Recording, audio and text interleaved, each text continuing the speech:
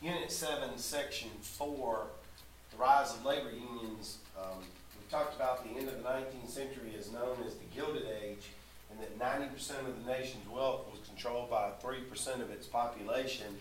And we also talked about that workers began to protect themselves by organizing and striking and picketing, and the success that the American Federation of Labor had. Well, another union known as the American Railway Union attempted to strike in 1894, and this one turned bloody.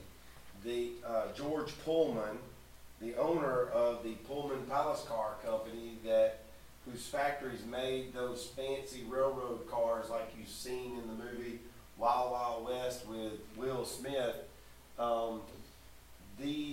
This company made these railroad cars, and the problem was the owner cut the wages of his employees between 25 and 50% and laid off about 60% of his workers.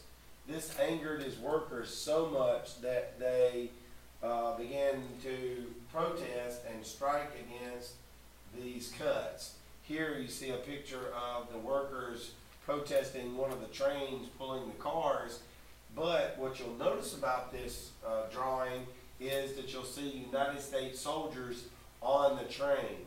And what this means is that the United States government took the side of George Pullman and the Pullman Palace Car Company and sent troops in to stop the strike. Here's a picture of what the factories look like owned by George Pullman, and the workers probably leaving on a regular lunch break before or after the strike, to give you some sense of just how large this corporation was.